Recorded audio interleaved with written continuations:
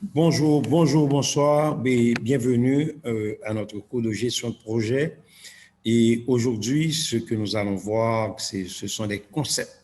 Nous allons essayer ensemble de comprendre des concepts en gestion tout court. Et ces concepts vont nous aider à mieux appréhender le cours. Donc, c'est important.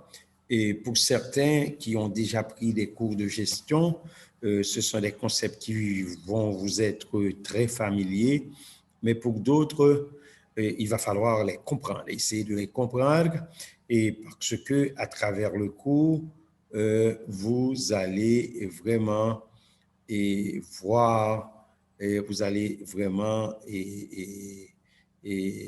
utiliser ces concepts. Ce que je vais faire tout de suite, c'est de partager avec vous l'écran pour que vous puissiez voir les concepts dont je vous parle. Et d'abord, je vais faire pour vous la différence entre une entreprise et une organisation. Une entreprise, lorsqu'on parle d'entreprise, on entreprend. Hein, c'est d'abord, c'est une action, l'action, mais c'est surtout une initiative. L'entrepreneur va initier quelque chose et il va poser des actions. Hein, et ces actions-là vont l'amener à ce qu'on appelle un objectif économique ou social.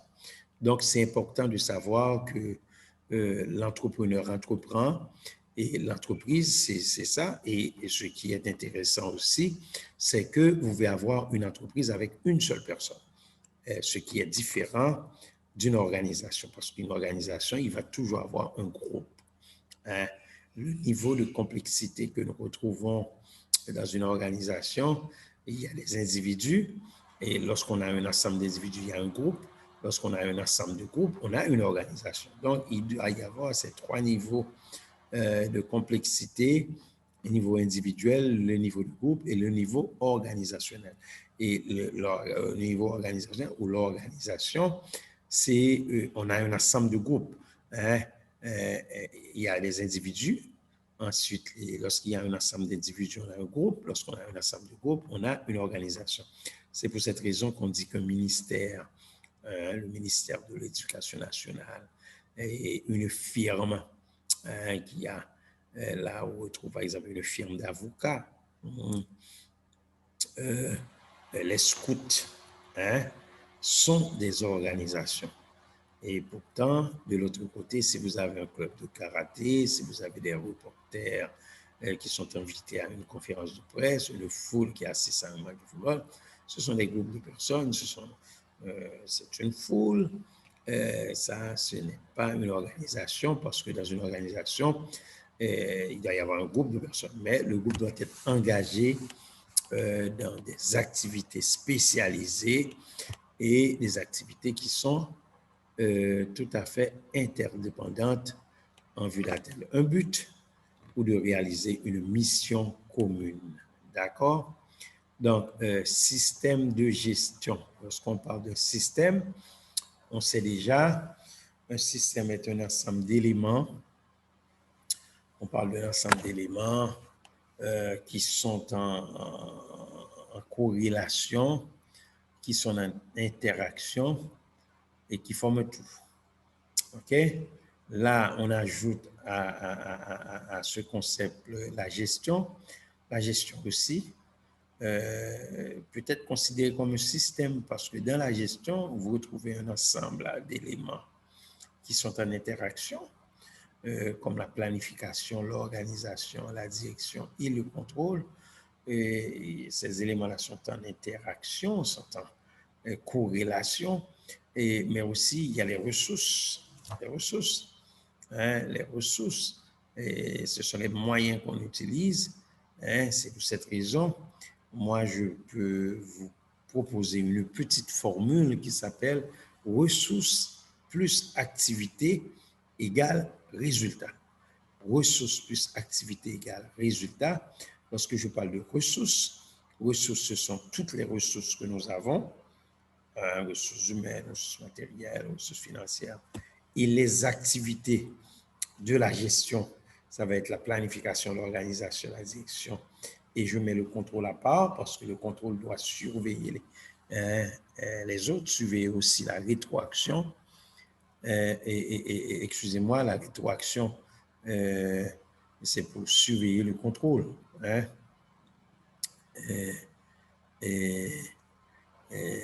Là, on a, excusez-moi, c'est le contrôle qui vous surveille la rétroaction. Bon, vice-versa, ce qui est important, c'est que si vous avez une rétroaction positive, ça veut dire que les choses fonctionnent. La rétroaction négative, ça veut dire qu'on a des éléments qu'on doit travailler là-dessus. Donc, ça nous donne des buts. On nous dit ressources plus activité égale résultat. Dans le système de gestion, on va mettre les ressources plus les activités et ça nous donne des résultats, les buts poursuivis. Et donc, système de gestion, vous allez trouver toujours un ensemble de dispositifs, un ensemble complexe et qui tendent à assurer la reproduction, la survie. Ça veut dire c'est un système qui va garder l'entreprise en vie, et le développement d'une organisation générale et d'une entreprise en particulier. Donc, la logistique, lorsqu'on parle de logistique, on parle de plusieurs activités qui sont relatives au transport, à l'entreposage, à la manutention, à l'emballage. Ce sont des éléments que nous retrouvons et tous ces éléments-là que nous retrouvons, on parle des composants, on parle des produits. Hein? Si vous regardez bien, ici, on parle de composants, on parle de ces produits qui, dans un certain sens, vont être là pour permettre le fonctionnement de l'entreprise.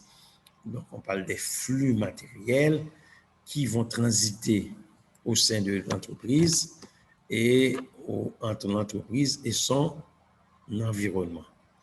Donc, le contrôle, c'est, comme je vous dis, c'est de façon générale. Lorsqu'on parle du contrôle, c'est pour surveiller le vol, la fraude ou le gaspillage des ressources.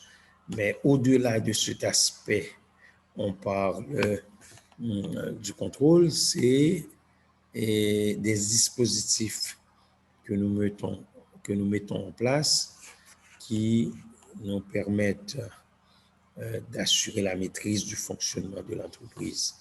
Et c'est ça. Donc, là, lorsqu'on parle de ce contrôle, on va déclencher des actions qui produisent des effets attendus dans les délais prévus. Donc, on met en place ces dispositifs qui vont nous permettre de rester en prise avec l'organisation. D'accord? Donc, la mission, la finalité, l'objectif. Okay? La mission, c'est le but que l'on se propose. Et c'est pour cette raison que les gens appellent ça la raison d'être. C'est la raison qui permet à l'entreprise d'exister. OK? Ça, c'est sa mission. C'est le but que l'on se propose. Si on vend des radios, notre mission, c'est de vendre des radios à la population. OK? Ensuite, il y a la finalité. La finalité, c'est l'atteinte d'un but. Lorsqu'on parle de finalité, on a atteint le but. Et ma finalité, c'est quoi? Ça veut dire tout ce que je fais va m'amener à quoi? Ensuite, l'objectif, c'est encore un but, c'est le but à atteindre. Donc, si vous regardez tout ça, but, la mission, on parle toujours de ce but, le but que l'on se propose, la finalité, c'est encore un but, l'atteinte de ce but, l'objectif, c'est le but à atteindre et la finalité, c'est l'atteinte de ce but. Donc, mission, objectif, finalité. et ils ont rapport avec ce que nous appelons le but. C'est pour cette raison, je pourrais aussi bien, si je fais faire un petit classement, je peux mettre objectif, l'objectif ici, et pourtant de l'autre côté, on a la finalité qui est l'atteinte d'un but. Lorsqu'on parle de finalité, on est arrivé à ce but, à ce résultat, à ce que l'on se propose. On est là, c'est important. Ensuite, l'efficacité et l'efficience, ce sont deux concepts que nous allons voir de façon en profondeur dans ce cours, parce que l'entreprise doit être, c'est une obligation, doit être efficiente, c'est-à-dire pas de gaspillage, hein, pas de gaspillage. L'efficacité, c'est lorsqu'on arrive proche, où on a atteint le but, ce qu'on nous demande de faire. Et l'efficience, c'est qu'on fait la chose pas de, pas de la chose, mais il n'y a pas de gaspillage. L'entreprise fait preuve d'efficience, c'est lorsqu'elle manifeste son aptitude à tirer parti au mieux des ressources qui lui sont confiées. Ça veut dire j'ai bien utilisé mes ressources. Mais le lien qui existe est lorsqu'on dit l'entreprise fait preuve d'efficience, ça veut dire l'entreprise, c'est la productivité de cette entité.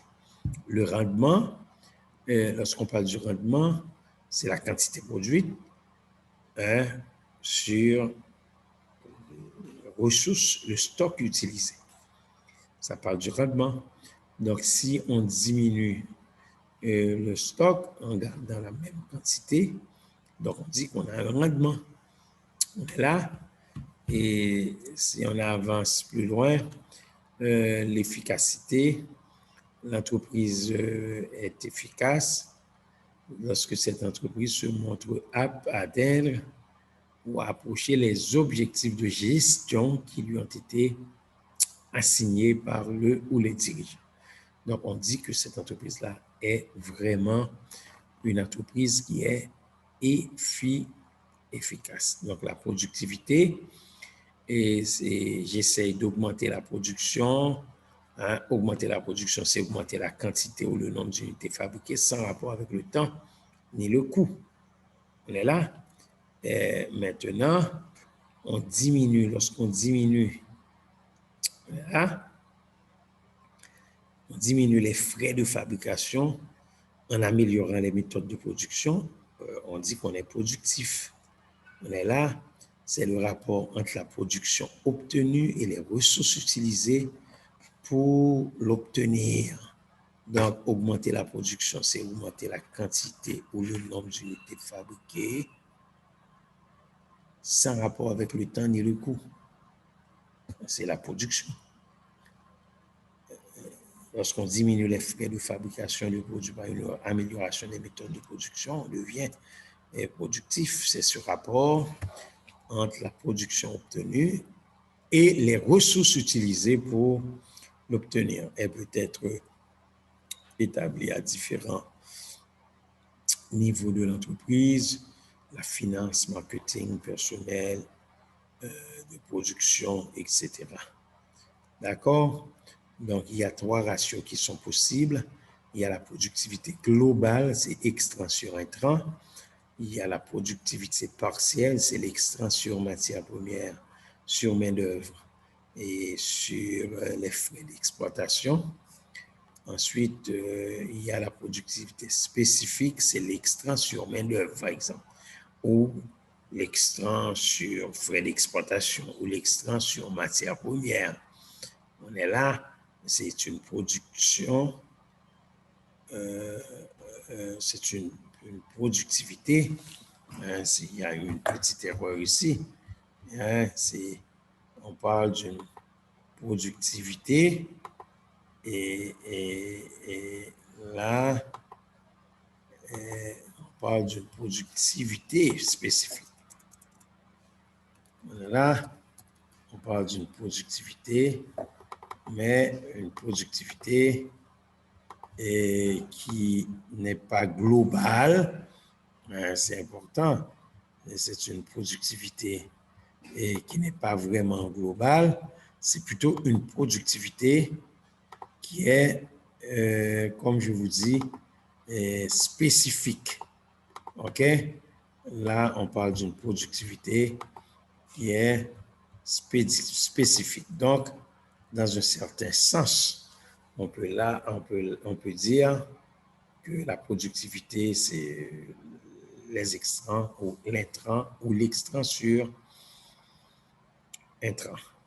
OK? C'est le rapport entre la production obtenue et les ressources utilisées pour obtenir cette production. Maintenant, nous allons voir cette fonction de production. Dans l'entreprise, il y a, on peut l'appeler, ça dépend, la fonction de fabrication. Ce sont toutes les activités d'exploitation qui vont nous permettre de créer à partir des valeurs ressources, main-d'œuvre, les exploitations, etc., à partir de valeurs ressources, des biens et des services qui ont une utilité à un moment précis dans le temps. OK? Et ces valeurs ressources sont quoi? Main-d'œuvre, matières premières, les bâtisses et les équipements. C'est pour cette raison, ici, je vous ai dit, ce sont des activités qui vont nous permettre de créer à partir de valeurs ressources des biens et des services qui ont une utilité à un moment précis dans le temps. Ça va pour tout le monde. Et ces valeurs ressources, ces main-d'œuvre, matières premières, bâtisses et équipements. D'accord? Mais quels sont les objectifs de la production? Lorsqu'on produit, on doit savoir ce qu'on veut atteindre. OK? D'abord, il faut produire la quantité requise. OK? Je vais faire, je vais descendre ça. Je vais faire apporter un ajustement pour que tout soit clair. D'abord, on est là, nous devons produire la quantité requise. Quelle est la quantité que j'ai besoin de produire? C'est important, ça fait partie des objectifs de la production, mais il ne faut pas seulement produire la quantité, il faut produire la qualité requise. Quelle est la quantité? Quelle est la qualité? Il faut respecter les délais de livraison. Ça fait partie des objectifs de la production. Il faut respecter les lieux de livraison. Ça fait partie des objectifs de la production. Il faut respecter les coûts d'exploitation. Mais excusez-moi, ça fait partie de quoi? Les objectifs de la production. Donc, si vous regardez quantité, qualité, délai et le temps, quantité, qualité, le temps de livraison, et il faut respecter aussi les lieux, et puis combien ça me coûte. Tous ces éléments-là font partie de ce que nous appelons les objectifs de la production. Donc, produire la quantité requise, ça veut dire quoi? C'est la quantité que ça me prend pour répondre aux besoins. OK? Produire la qualité. Lorsqu'on parle d'un bien ou d'un service qui est utile, c'est un bien qui a un niveau de qualité qui correspond aux besoins du demandeur, aux besoins du client. ce que le client demande, ce qu'il exige. Ce n'est pas ce que moi j'exige, mais ce que le client exige. Peut-être quelque chose qui est bien pour moi n'est pas bien, n'est pas bon pour le client. Ensuite, il faut respecter les délais. Le bien est utile s'il est disponible au moment opportun. Je vous demande d'aller livrer les fleurs pour ma femme à midi, mais ce n'est pas à 3 heures. À midi, bon, c'est bien. Vous arrivez à midi, c'est bien. Et là, ma femme est en train de prendre son lunch. Les fleurs sont bien arrivées, mais si c'est à 3 heures, elle est en réunion. Vous allez poser des problèmes. Les fleurs que je pensais faire une bonne chose, et puis vous allez faire quelque chose, vous allez me mettre dans une situation difficile. Il faut respecter les délais de livraison. Il faut respecter les lieux. On vous demande d'aller livrer à tel lieu, il faut respecter les lieux. Et n'essayez pas de faire passer votre point de vue. OK? Il faut respecter les coûts d'exploitation. Si une entreprise veut survivre, faire face à la concurrence, si l'entreprise veut réaliser des profits, elle se doit de fonctionner au coût le plus bas. C'est important. L'ordre des priorités des objectifs de la production dépend bien sûr des objectifs de l'entreprise. Le choix du produit, ça c'est un élément important. Lorsqu'on veut faire le choix du produit. Là, il faut, avant de s'y lancer, il faut répondre aux questions suivantes. Que va-t-on faire? C'est le choix. Comment va-t-on le faire? C'est le choix de la méthode de production. Que va-t-on faire? Habituellement, c'est le marketing. Le marketing va nous dire ce qu'on doit faire avec son étude du marché ou son étude de marché. Et la fonction marketing détermine les besoins et les exigences, les spécifications des produits. Et là, et aussi la capacité du marché, la concurrence, ça c'est au marketing. Mais le choix, c'est recherche et développement. Développer de nouveaux produits et de les remettre au marketing, d'améliorer les produits existants, de spécifier le niveau de qualité et la fiabilité du produit, c'est le marketing. C'est recherche et développement. Donc là, je vous présente rapidement le système de production. C'est la même chose. Un système, c'est un ensemble d'éléments. Je vous avais dit que ce sont des concepts qui vont revenir, qui sont en corrélation. Regardez les ressources. On est là. Regardez les activités dans le système de production. L'autre, c'était des activités dans le système de gestion. Et à la sortie, il va avoir les résultats, biens ou services. Les ressources, vous regardez, matières premières, main-d'œuvre, énergie, capital, équipement, technologie, les informations. Les activités, c'est extraction, réparation, assemblage, usinage, conception, transport. Ce sont des activités qui ont rapport avec le système de production. Et à la sortie, on a les biens, on a les services. OK? Je vous dis par exemple, vous avez un bien, une ressource, et l'activité c'est le transport, vous utilisez votre camion pour pouvoir donner le service à quelqu'un. C'est la même chose pour un dentiste, c'est la même chose pour une banque, c'est la même chose pour une université, c'est la même chose pour un hôpital, etc., etc. D'accord? C'est bien? Donc, intrant, c'est ressources, extra, c'est les résultats.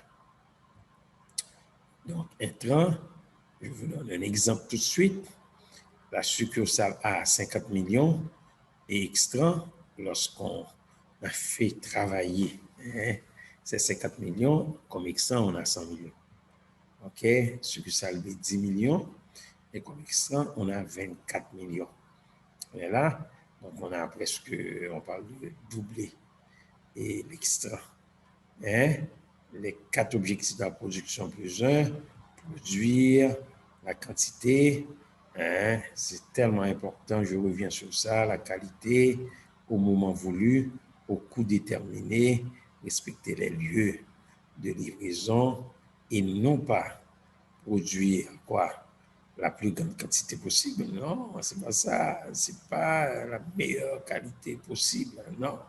La qualité requise, ce n'est pas au plus vite, mais c'est au moment voulu. Ce n'est pas au meilleur coût, mais c'est au coût déterminé. On est là, c'est pas disponible au moment voulu. C'est respecter les lieux. Donc, gestion des opérations, c'est égal, c'est la même chose que gestion de la production. La gestion des opérations, on parle d'une activité qui permet au gestionnaire d'assurer au gestionnaire d'assurer que toute vraiment au gestionnaire d'assurer que toutes les ressources d'un système sont orientées vers l'ajout de valeur ou bien aux autres services fournis par l'entreprise. C'est ce qu'on appelle la gestion des opérations. Au gestionnaire d'assurer que toutes les ressources de ce système sont orientées vers l'ajout de valeur aux biens et aux services fournis par l'entreprise. Merci beaucoup. Au revoir et que Dieu vous bénisse grandement et abondamment. Et merci. Au revoir. On fait stop sharing et